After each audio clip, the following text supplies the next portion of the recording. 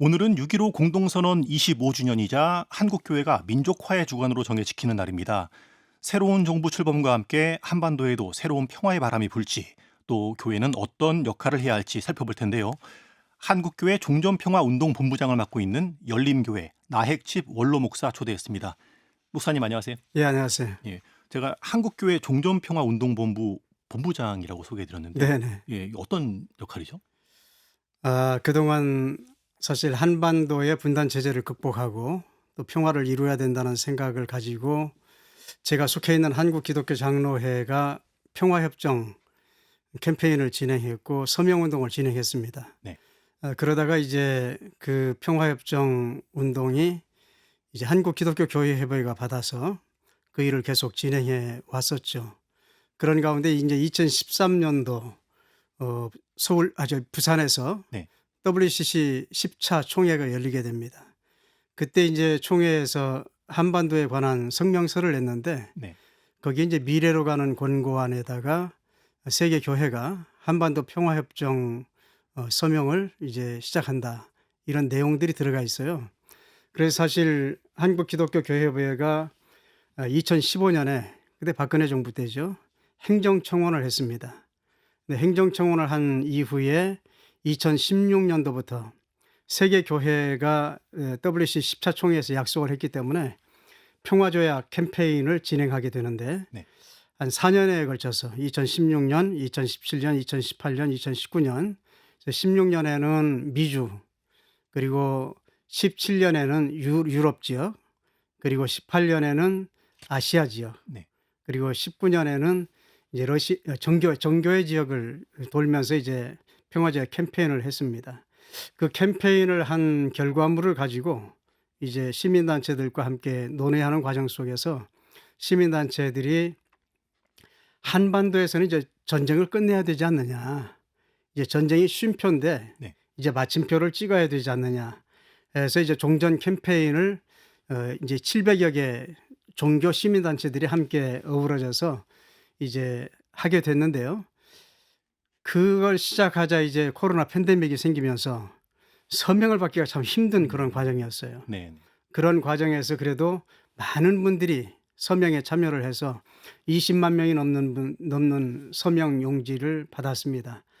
특별히 이제 11차 총회 karlsruhe에서 있었던 독일의 WC 11차 총회에서는 어 평화 조약 캠페인을 거기서 벌이면서 서명을 받았습니다. 교회 지도자들이 많이 서명을 했고요.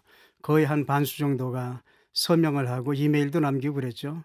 그래서 그 모든 것들을 가지고 우리 시민단체들과 함께 미국을 방문해서 이제 뉴욕에 가서 유엔 본부도 전달했고 우리 유엔 한국 대피부에도 전달하고 또 워싱턴으로 가서 워싱턴 백악관과 국무부에도 그 서명 용지를 전달하면서 이제 한반도에서는 전쟁을 끝내야 된다 하는 그런 일들을 하고 왔습니다. 올해는 사실 분단 80년, 해방 80년이라고 하는 아주 뜻깊은 해잖아요. 이제는 분단을 극복하고 전쟁을 끝내야 된다고 하는 이런 운동을 지금까지 지속적으로 해 왔었죠. 예. 네. 목사님이 속해 계신 한국 기독교 장로회에서 시작된 평화 네. 운동이 확산이 된 거군요. 그렇죠. 예. 예. 한국 기독교 교회협의회로 확산이 됐고 네. 또 세계 교회로 확산이 됐고 네네. 지금 이제 국내에서는 다양한 시민 단체들과 종교계가 함께 평화 운동을 함께하네. 하고 있고 이제 목사님은 이제 개신교회를 대표해서 본부장 역할을 맡고 계시는군요. 네네. 예. 음 목사님 이 일도 하시지만 올해 또 이 지역 사회에서 목회를 해 오시지 않았어요? 네네. 열림교회 목회를 쭉 해 오신 걸로 알고 있는데 지난해 은퇴하셨다고요. 네네. 예. 목회하시면서 이렇게 평화 운동에 전념하시게 된 뭐 마음의 어떤 계기가 있습니까? 근데 목회라고 하는 것이 이제 여러 가지 기능이 있죠.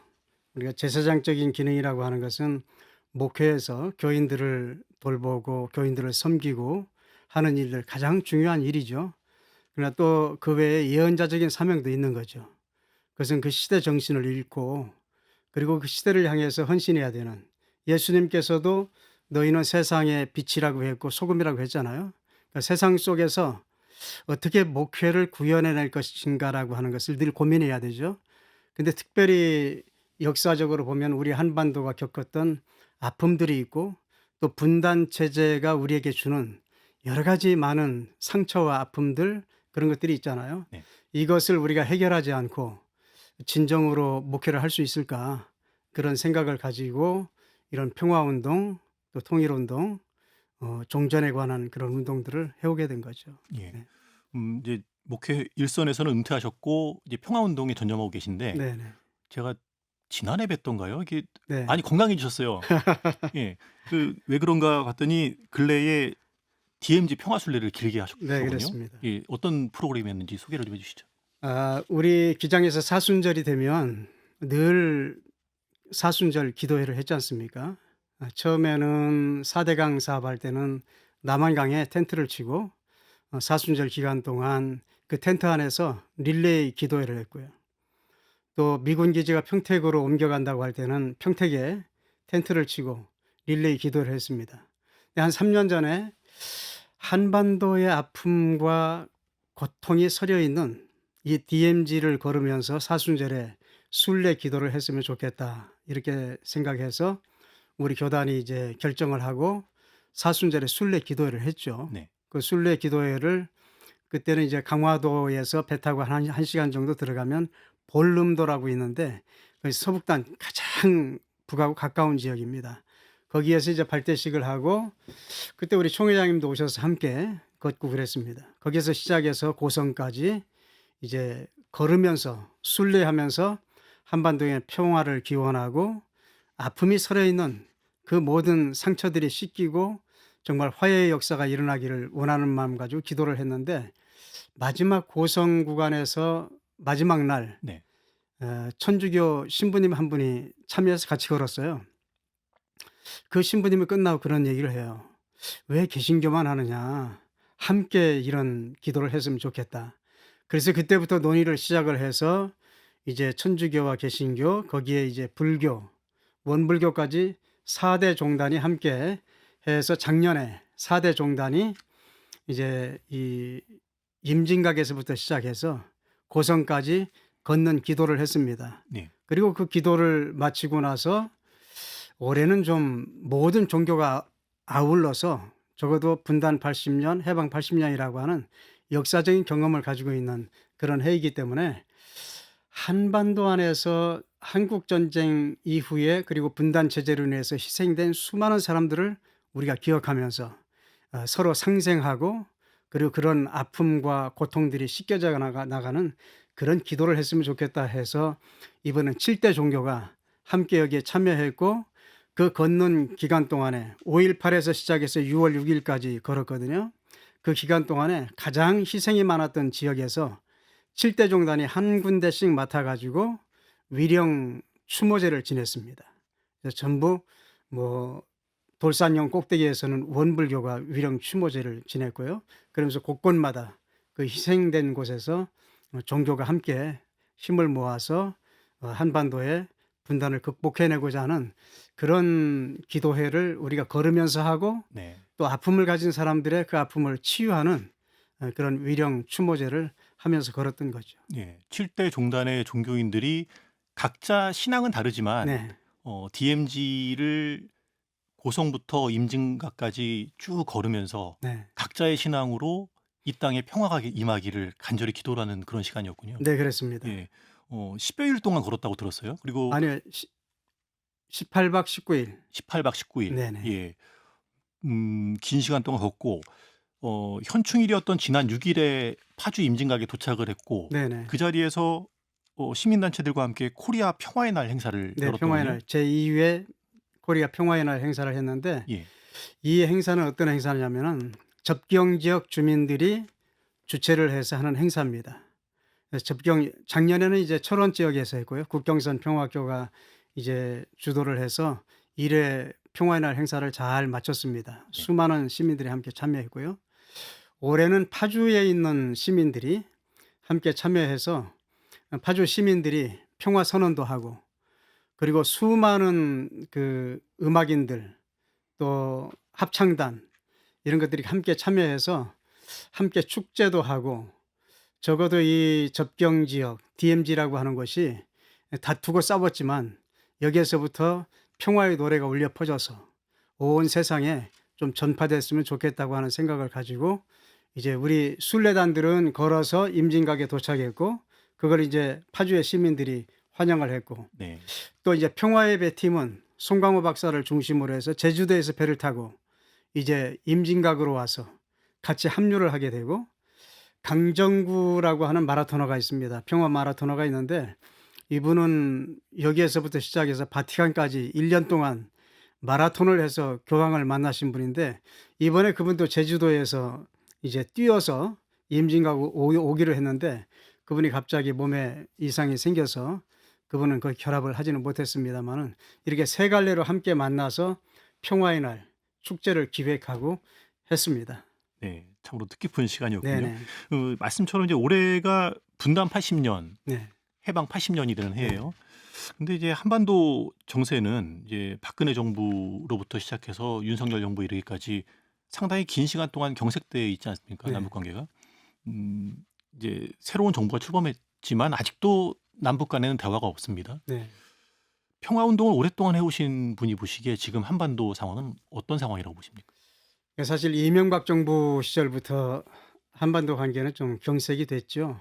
그러면서 금강산도 개성공단도 이제 닫히면서 남북 간에 여러 가지 어려운 문제가 생겼고 심지어 뭐 윤석열 정부 때는 상당히 심각한 상황까지 가면서 최근에 이제 대북 확성기를 중단을 하긴 했습니다마는 양쪽이 서로 확성기를 틀고 또 풍선을 날리고 하는 사실 전 세계인들이 바라보면 정말 유치할 정도로 그런 일들을 남과 북이 할 수밖에 없었던 그런 상황까지 온 거죠. 이제 지난 12월 3일 날 계엄 이후에 또 이제 새로운 정부가 들어서서 아마 한반도 평화를 위해서 노력을 할 겁니다. 근데 제가 볼 때는 그동안 경색되어 온 남북 관계가 그렇게 쉽게 풀릴 것 같지는 않습니다. 왜냐하면 그동안에 이제 문재인 정부 시절에 북쪽에서는 뭔가 해결해 보려고 최선의 노력을 다했던 것 같고 그래서 사실은 남북 정상회담도 열리고 북미 정상회담도 열렸는데 사실 하노이의 회담이 결렬이 되면서 북쪽은 여러 가지 실망을 한 것 같고요. 그 실망의 결과가 결국은 러시아 우크라이나 전쟁이 일어나면서 이제 러시아에 굉장히 가깝게 북쪽이 함께 하면서 이제 남쪽과 좀 미국을 향해서 뭔가 평화의 제스처를 취하기보다는 이제 우리가 가야 할 길을 가야 되겠다는 생각을 가지고 지금 하는 것 같고요. 그래서 최근에는 우리 대한민국을 대한민국이라고 명칭을 부르면서 이제는 우리는 서로 다른 나라다. 그러면서 이제 교전 중인 두 개의 국가로 이제 적대국으로 이렇게 설정을 하지 않았습니까? 이런 부분들을 앞으로 풀어내야 될 텐데 풀어내려고 하면 굉장한 신뢰를 쌓아야 된다고 생각이 드는데 그것은 대북 정책에 일관되고 변함이 없는 그런 대북 정책을 추진해야 된다고 생각합니다. 근데 북쪽에서는 정권이 바뀔 때마다 오락가락하니까 사실 상대하기가 굉장히 어렵지 않겠나 그런 생각이 들고요. 예. 새로 된 정부가 좀 신뢰를 가지고 꾸준하게 대북 정책을 추진을 해서 한반도의 평화 정착을 이뤄냈으면 하는 바람을 가지고 있습니다. 예. 일관된 대북 정책이 필요하다고 강조해 주셨는데 오늘이 6.15 공동선언 25주년이 되는 네. 날이에요. 근데 말씀처럼 이제 지난 시절을 회상을 해보면 돌려보면 정권이 바뀔 때마다 이 남북 관계가 계속 부침을 겪었단 말이죠. 그러니까 이명박 정부부터 계속 악화됐다고 말씀하시지만 기억에 박근혜 정부 때는 한동안 뭐 통일 대박 뭐 네. 이런 용어들도 많이 회자가 됐고요. 왜 이렇게 정권이 바뀔 때마다 남북 관계가 이 부침을 겪는가? 이유가 뭐라고 보세요? 이게 사실은 이 대북 정책이라고 하는 것이 민족을 생각하고 또 민족의 미래를 생각하면서 꾸준하게 정책을 추진해 나가야 되는데 대북 정책을 국내 어떤 정치적인 어 것으로 이제 정치적인 것을 이제 얻기 위해서 활용하는 경우가 있습니다. 그럴 경우에 이제 어그러지는 경우가 참 많고요. 그런 것들 때문에 정권이 바뀔 때마다 여러 가지 혼선이 오고 또 어려움을 겪지 않나 그런 생각이 듭니다. 음. 같은 민족으로서 우리가 나아갈 길은 평화다라고는 당위의 생각을 우리가 가져야 되는데 그렇지 그렇죠. 못하다는 말씀이군요. 네네. 예. 근데 교회를 좀 돌아봤으면 해요. 네. 근데 한국 교회 안에는 반공 정서도 강하고요. 또 반대로 또 이제 목사님처럼 남북 화해와 평화를 위해서 노력하시는 또 분들도 있고 그 목소리도 적지 않게 또 많이 있는 것 같아요. 어 한국 교회 안에 있는 이제 남북 문제를 바라보는 상반된 생각들. 그중에는 뭐 오해에서 비롯된 그 갈등도 있을 것 같기도 하고요. 목사님 보시기에는 한국 교회 안에 있는 남북 관계를 바라보는 생각들 어떻다고 보시는지 듣고 싶네요. 전체적으로 한국 교회를 본다고 하면 이제 남북 관계에 있어서 북한에 대한 어떤 그 반공 의식 그리고 적대 의식 이런 것들이 상당히 강하다고 생각합니다. 그래서 왜냐하면은 분단 80 년이라고 하는 세월이 결국은 우리의 의식 구조를 그렇게 만들어 놨고요.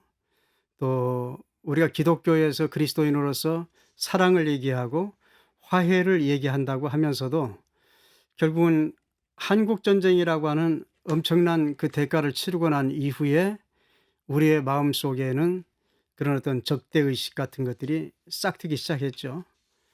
사실 어떤 의미에서 보면 한국 교회는 분단 이전에는 뭐 평양을 중심으로 해서 원산 대부흥을 통해서 평양 대부흥 운동이 일어날 정도로 평양이 굉장히 부흥이 됐지 않았습니까? 근데 그렇죠. 예. 그때 북쪽의 정부가 수립되는 그런 과정들 속에서 토지 개혁이 일어났고 그 토지 개혁하는 과정들 속에서 북에 있는 교회 지도자들이 에, 대거 남쪽으로 남하하면서 철저한 그런 반공 의식을 갖게 된 거죠. 공산주의에 의해서 피해를 입었으니까.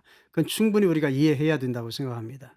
내 재산도 몰수당하고 뺏기고 한 그런 의식 때문에 그런 분들이 와서 이제 교회를 세우게 되고 또 계속 목회를 하면서 그런 반공 의식을 가지고 설교를 할 수밖에 없었고 거기다가 이제 이 남쪽에 들어선 정권이 반공을 국시로 해서 이제 정치적인 운동을 해 나가는 그런 과정과 맞물리면서 수많은 그리스도인들이 그런 반공 의식이 강하게 자리 잡게 되었고 이제 화해나 평화를 얘기하기보다는 어떻게든 공산주의를 무찌르고 우리가 자유민주주의 체제로 만들어야 된다는 생각을 가지고 있는 것이 대부분일 것 같아요. 네. 근데 지금 이제 돌이켜 놓고 보면 전쟁이라고 하는 것은 승자도 패자도 없지 않습니까? 그리고 똑같이 다 희생을 당한 희생과 아픔과 상처만 있는 것입니다. 이걸 어떻게 우리가 신앙인으로서 풀어가야 될지 저는 그것이 정말 진솔한 기도에서부터 시작이 돼야 된다고 생각을 하고 기도 운동을 하고 있는데요. 이런 작은 기도 운동들을 통해서 하나하나 발을 내딛다 보면 상처들이 이제 치유가 되고 또 상처난 곳들이 싸매어지는 그런 역사들이 일어나지 않을까 생각이 됩니다. 한국 교회 모든 교인들이 좀 이런 문제들을 가지고 진솔하게 하나님 앞에 좀 기도를 하는 그런 자리가 되었으면 해요. 음.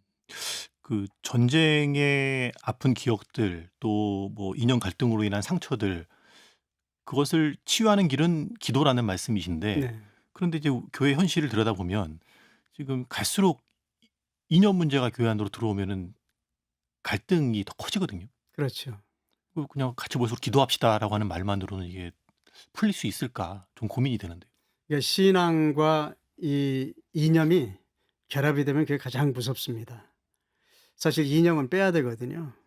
신앙 공동체가 돼야 되는데 이념이 거기에 들어와서 신앙의 자리를 차지하고 자리하게 되면 결국은 가르게 되고 그리고 적개심을 갖게 되고 그런 내용들이 들어오게 되니까 사실 기도도 뭐 교회 안에서 뭐 기도하는 것도 굉장히 중요합니다마는 지금 우리가 순례 기도를 하는 것도 그래서 몸으로 기도를 하는 겁니다. 네. 끊임없이 정말 우리의 모태와 같은 땅을 하나하나 밟아가면서 그 주변에 있는 모든 것들과 함께 어우러져서 기도를 해 나가다 보면 그 속에서 주는 영감이 굉장히 큽니다. 또 이렇게 철책선 주변을 쭉 걸어 나가다 보면 뭐 개울도 있고 다 있지 않습니까? 뭐 꽃들이라든가 나무, 풀들은 서로 다투지 않고 물도 다투지 않는데 왜 사람들은 이렇게 다투고 서로 미워하고 적으로 삼고 살아갈까 하는 생각들도 들고요. 그런 부분들을 마음속에 품어가면서 정말 자연과 어우러져서 하나하나 기도를 해 나가다 보면 먼저 제 자신이 가지고 있는 상처들이 치유가 되고 마음의 평화가 찾아오는 거거든요. 평화 운동은 사실 밖으로가 아니라 내 자신 안에서부터 네. 진정한 평화를 누릴 때 평화 운동을 할 수 있지 않나 그런 생각이 좀 들더라고요. 예. 음 아무래도 지금 말씀하신 부분은 각 개별 교회마다 목회자가 교회 분위기를 또 이제 설교를 통해서도 그렇죠. 좀 이끌어 가야 될 필요성이 있을 것 같은데 분단이나 한반도 문제와 관련해서 교회가 바라보는 어떤 그 생각 방향 어떻게 좀 달라져야 될까요? 그러니까 분단이라고 하는 것은 뭐 우리의 의지보다는 사실 세계 제2차 대전이 끝나면서 냉전 시대에 어떤 의미에서 보면 냉전 시대가 이 한반도에 결집을 해서 결국 또다시 전쟁을 통해서 부딪혔던 거라고 생각이 드는데 그런 과정 속에서 우리 민족이 다 희생을 당하고 어려움을 겪게 된 거죠. 그런 부분들을 우리가 생각할 때 이것을 어떻게 치유해내고 어떻게 극복하고 넘어설 건가라고 하는 것을 늘 목회자들은 마음속에 담고 이제 고민하면서 성서의 가치를 내 가슴속에 받아들이고 성서가 말하는 것은 화해와 평화, 사랑이잖아요. 뭐 남을 죽이고 싸우고 적개심을 품고 혐오하고 차별하고 이런 거 아니잖아요. 그런 의미에서 볼 때 목회자들이 굉장히 중요하다고 생각이 돼요. 교회 강단에서 어떻게 하면 이 민족의 상처를 치유할 건가? 어떻게 하면 이 민족의 화해를 이룰 것인가라고 하는 이 가치를 성서가 주는 그 가치를 가지고 정말 진솔하게 교인들과 함께 교인들에게 쏟아내고 또 말씀을 전하면서 그 하나님의 뜻이 교인들의 마음속에 닿을 수 있도록 진정 어린 물론 그 바탕은 말씀이 되고 기도가 돼야 되겠죠. 그 기도와 말씀이 바탕이 되어서 교인들의 마음속에 하나하나 감동이 주어질 때 교인들도 그런 화해를 위해서 또 평화를 위해서 일하고 또 기도하지 않을까 그런 생각이 듭니다. 네. 음. 한국 기독교 교회협의회가 이번 주를 민족 화해 주간으로 네네. 정했고 이제 참여하고 있는 교단들이 지키고 있죠. 근데 전통적인 교회 절기는 아니잖아요, 민족 화해 주간이라고 하는 네네. 것이. 그래서 생소한 분들이 좀 있을 것 같아요. 어떻게 지정됐고 교회들은 이걸 어떻게 참여하고 있는지 좀 그러니까 이제 말씀해 주시죠. 교회가 가지고 있는 교회력에 의한 절기가 있습니다. 네. 그건 뭐 삼위일체론에 의한 절기도 있고 예수 그리스도 기독론에 의한 절기도 있고 합니다마는 그런 속에다가 우리 역사적인 경험들을 또 절기로 삼아서 지키는 경우가 많아요. 뭐 예를 들면 8.15 해방주일이라든가 또 6.25 민족 화해주의라든가 6.25가 되면은 그동안 어찌 이지랴 이날을 뭐 하면서 뭐 예. 어쨌든 그 적개심을 계속 키워오지 않았습니까? 네. 그래서 교회는 적어도 우리 민족이 싸웠던 그래서 수많은 사람들이 희생되었던 이 아픔의 날을 적개심을 갖는 날이 아니라 우리가 진정으로 화해하면서 풀어가야 될 날로 우리가 함께 기도하고 함께 나가야 되지 않느냐 이런 생각을 가지고 민족 화해주의를 이제 설정했고 그 민족 화해주의를 지켜나가는 거죠. 그래서 민족 화해주일에는 뭐 기도문이라든가 설교문이라든가 이런 것들을 배포해서 함께 모든 교회가 민족 화해를 위해서 기도하고 또 말씀을 듣고 하는 그런 주일로 지키고 있는 거죠. 예. 6 월을 흔히 이제 호국 보훈의 네. 달이라고 이야기하지만 또 6.25를 우리가 많이 기억하고 또 그날의 아픔을 또 되돌아보긴 하지만 그리스도인들은 그 아픔 속에서 화해를 평화를 주목하자 그렇게 지정된 날이군요. 그렇죠. 예. 이제 새 정부가 출범하고 이제 변화가 예상이 돼요. 이제 네. 앞에서도 이제 어 대북 확성기. 확성기가 이제 중단됐다는 얘기 언급도 해 주셨는데 한반도는 주변국들이 또 자리하고 있잖아요. 네. 뭐 트럼프 정부의 대북 어떤 그 입장도 있을 것이고 러시아, 중국 뭐 너무 복잡합니다. 새 정부가 맞이한 한반도 상황은 어떤 상황이라고 평가해야 될까요? 굉장히 복잡한 상황이죠. 더구나 지난번에 이제 이 러시아와 우크라이나가 전쟁을 하게 되고 지금도 아직 뭐 끝나지 않았고 또 이스라엘과 팔레스타인이 전쟁을 하고 국제적인 정세가 지금 굉장히 흔들리고 있는 그런 상황 속에 있습니다.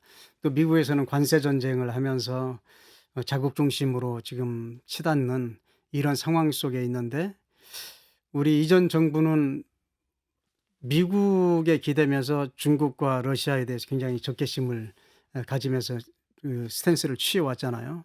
그런 것들이 우리 남쪽이 굉장히 고립되는 그런 결과를 가져왔는데 사실 이런 상황 속에서 새 정부가 다시 들어서면서 저는 이전 정부하고는 다른 정책을 펼치리라고 생각이 됩니다마는 이 풀어내는 게 쉽지는 않을 거라고 생각이 됩니다마는 빨리 정부가 특사를 파견해서 러시아라든가 중국이라든가 심지어는 뭐 북한까지도 뭐 미국, 일본 다 특사를 파견해서 이 한반도 문제를 풀기 위해서 지난한 노력을 해야 된다고 생각합니다. 여기에는 상당히 디테일한 그런 계획들도 있어야 되고 또 여기에는 정말 진정성을 가지고 이 한반도의 평화뿐만 아니라 동북아 평화, 더 나아가서는 세계 평화를 이룰 수 있는 어떤 큰 그림을 가지고 주변국들을 설득해내고 그렇게 해서 함께 이 동북아 평화를 만들어내야 되지 않을까 그런 생각이 듭니다. 네. 교회 역할도 중요할 것 같아요. 독일의 경우에는 월요 기도회를 네네. 통해서 이 독일의 통일을 위해서 오랜 기도가 있었고 네. 그것이 독일 통일에 또 이 영향을 미치지 않았습니까? 어 독일 교회의 통일 과정을 한번 좀 네. 되짚어 보면서 우리가 좀 배워야 될 점이 있을 것 같아요. 독일도 사실은 이제 일관된 통일 정책을 펼쳤죠. 사실 동방 정책이라고 하는 것을 펼쳤는데 그때 이제 독일은 뭐 진보가 정권을 잡든 아니면 보수가 정권을 잡든 그 정책을 꾸준하게 일관되게 펼쳐왔습니다. 펼쳐왔는데 사실 독일의 통일의 과정들을 보면 서독도 그런 물론 노력을 했습니다마는 동독 안에서 사실은 기도가 시작된 거죠. 1982년 성 니콜라이 교회, 예. 라이프치히에 있는 성 니콜라이 교회, 그 퓨러 목사님이 담임하는 교회에서 청년들과 월요 기도회를 촛불을 들고 몇 명의 청년들이 함께 모여서 이제 기도회를 시작했는데 그때 이제 그 촛불 기도회를 시작한 목사님이 보네 베르그라고 하는 목사님이십니다. 아주 집중적으로 그 기도를 시작했는데 그 기도 모임을 진정성을 가지고 하니까 시민들이 점점 그 기도회에 관심을 갖게 됐고 그래서 1989년도 10월 9일인가요? 그때는 한 7만 명이 모이게 됐고 10 일인가는 12만 명이 모여 가지고 사실 11월 달에 베를린 장벽이 무너졌던 거거든요. 네.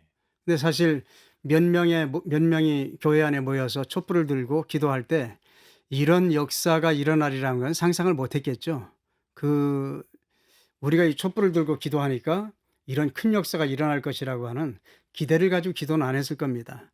그냥 막연하게 그러나 그것이 우리의 꿈이고 그것이 정말 하나님의 뜻이라고 생각을 하고 기도회를 시작한 것이 결국은 독일은 촛불을 들고 기도한 지 7년 만에 베를린 장벽이 무너지는 그런 놀라운 역사가 일어난 거죠. 예. 라이프치히에서 시작된 월요 기도회 그 공간은 좀 작은 공간이었던 뭐 걸로 교회 예. 조그마한 교회입니다. 저도 예. 몇 번 가 봤는데요. 거기 토마스 교회도 있고 뭐 성 니콜라이 교회도 있는데 니콜라이 교회가 중심이 돼서 거기서 매주 월요일 날 촛불 기도회를 드렸죠. 예. 그런 독일의 사례를 보면서 한국 교회도 기도를 이어오고 있어요. 네. 대중적으로 많이 알려져 있진 않지만 목회자분들을 중심으로 한반도 평화, 남북 화해를 위해서 꾸준히 기도를 해오고 있는데 벌써 10년이 됐다고요. 10 년이 넘었습니다. 한 넘었습니까? 13년 정도 됐는데요. 네. 저희 교단은 사순절에 월요 기도회를 시작을 하면서 이제 우리 민족이 통일이 될 때까지 이 기도를 쉬지 말자 해서 매주 월요일 날 교단이 주도를 해서 기도회를 지속해 왔습니다.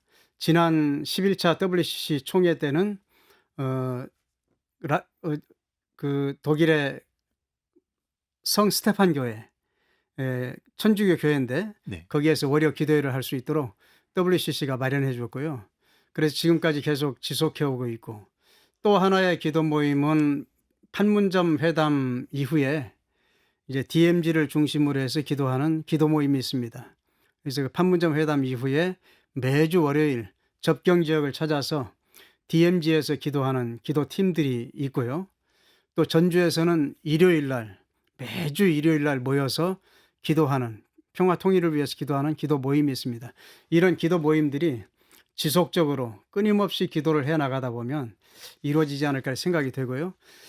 제가 생각해 봐도 저희 교단에서 시작했던 그런 기도회가 점점 확산돼서 지금은 4대 종교, 더 나아가서는 7대 종교까지 확산되는 그런 모습들을 보면서 앞으로 기도가 가지고 있는 힘, 기도가 이루어내는 하나님의 놀라운 일들을 기대하고 상상할 때 기도를 멈출 수가 없는 거죠. 네. 그런 기도하는 마음들이 좀 더 확산이 되면 좋겠는데 네. 앞서도 말씀드렸지만 이제 교회 안에는 이제 이 남북 관계를 바라보는 생각들이 두 가지 생각이 상존하고 그렇죠. 있지 않습니까? 그럼요. 예. 음 평화와 화해의 메시지, 공존의 메시지. 성경 안에서는 이걸 어떻게 담고 있는가? 우리가 성경을 기준으로 우리 갈라져 있는 마음들을 하나로 좀 모은다고 하면 성경이 평화에 대해서 또 화해와 공존에 대해서 어떻게 말하고 있는지를 좀 주목해 봐야 될 것 같은데요. 그러니까 성경에서는 끊임없이 원수까지도 사랑하라고 하지 않습니까? 원수까지도 사랑해야 된다고 하는데 네. 대부분 이제 그 한국 전쟁을 통해서 어려움을 당한 분들은 원수는 사랑할 수 있지만 적어도 저 북쪽에 있는 사람들은 사랑할 수가 없다. 이렇게 얘기하는 분들도 있긴 있는데요. 저는 이런 시간들이 지난한 과정들을 기도하면서 자기 성찰을 통해서 하나하나 이제 깨달아 가야 된다고 생각이 되고요.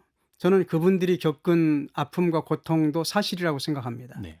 근데 우리는 항상 내 자신이 경험하고 내 자신이 체험한 사실에 기초해서 살아가요. 그런데 우리 기독교인들은 사실에 기초해서 살아가는 것이 아니라 진리에 기초해서 살아가야 되는데 아직까지 그 사실에서 진리까지 나아가지 못하는 가운데 있기 때문에 서로 이런 다른 생각을 가지고 서로 싸우고 다투고 하지 않나 이런 생각이 들어요. 제가 언젠가 들은 얘기인데 네. 재밌는 얘기가 하나 있습니다. 그게 뭐냐면 어떤 할아버지가 동쪽에서 사는 할아버지가 늘 뜨는 해만 바라보고 서쪽에서 사는 할아버지는 늘 지는 해만 바라봤는데 둘이 만나 가지고 네. 해에 대해서 논을 하는데 해는 동쪽에 뜬다고 우깁니다. 서쪽에 진다 그러면 틀렸다고 그래요. 나와 다른 생각은 틀렸다고 생각합니다. 근데 다 사실이에요. 자기가 경험한 건 사실이에요. 네. 그걸 뛰어넘어야 되거든요.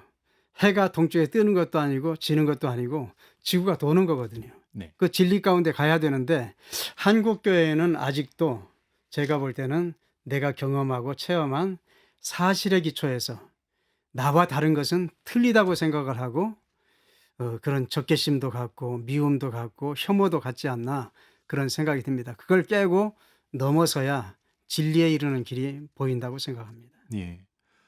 또 한편으로는 이제 이 연세 많으신 분들은 이제 전쟁의 기억이 있고 있죠. 또 이 냉전 시대에 겪었던 각자의 또 아픔들이 있어서 그런 생각 갈등들이 있을 거라고 이해는 돼요. 그런데 교회 안에 이제 다음 세대들도 있잖아요. 네. 청년들도 있고 또 자라나는 세대도 있고 한데 갈수록 통일에 대한 생각, 남북 평화에 대한 생각들이 적어지고 있다. 이런 그 분석과 얘기들이 나와요.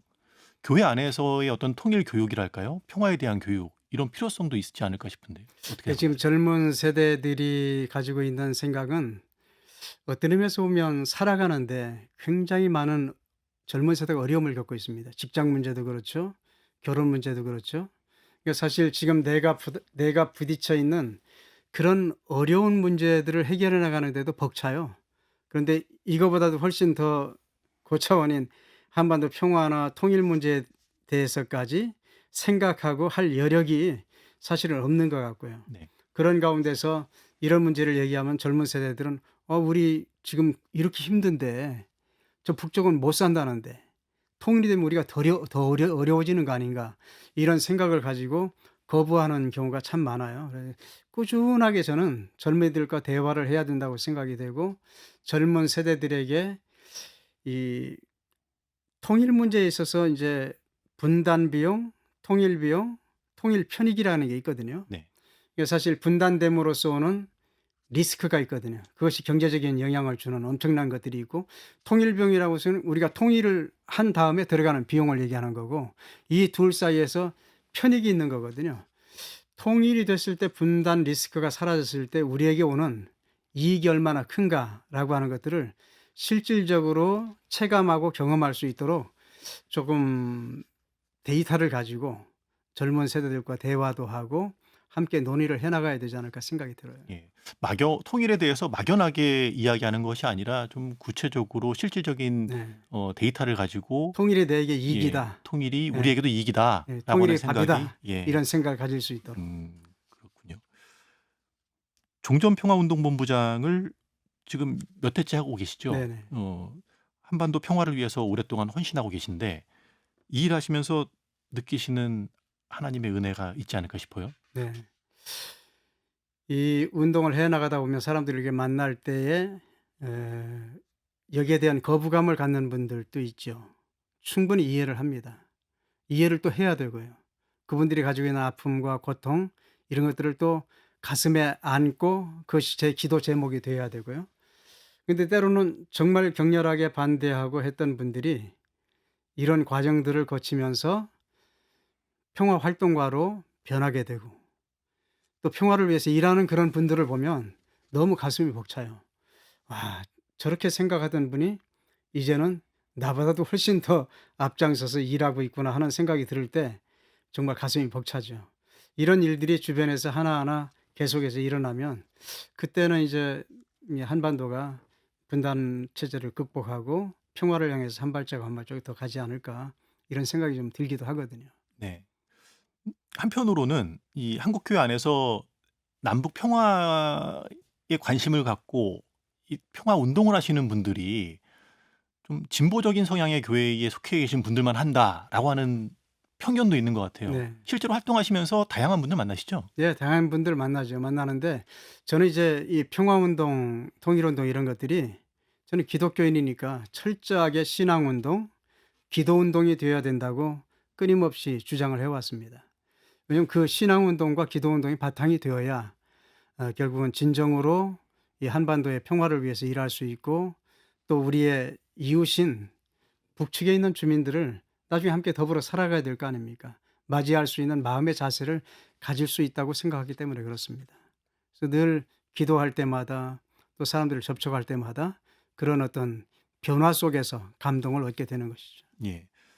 마지막으로 방송 들으시는 전국의 성도분들께 당부하고 싶은 말씀 있으면 한 말씀 해 주시죠. 예, 당부하고 싶은 말씀이요. 예. 지금 우리가 살고 있는 이 한반도는 상당히 어려운 상황 속에 놓여 있습니다. 그 어려움이라고 하는 것이 저는 기도의 제목이 될 수 있다고 생각이 돼요. 그래서 우리가 닥치는 그 어려움들을 내 가슴 속에 품고 진정성을 가지고 하나님 앞에 그 모든 것을 내어놓고 정말 기도를 해야 된다고 생각이 돼요. 우리가 그런 얘기가 있잖아요.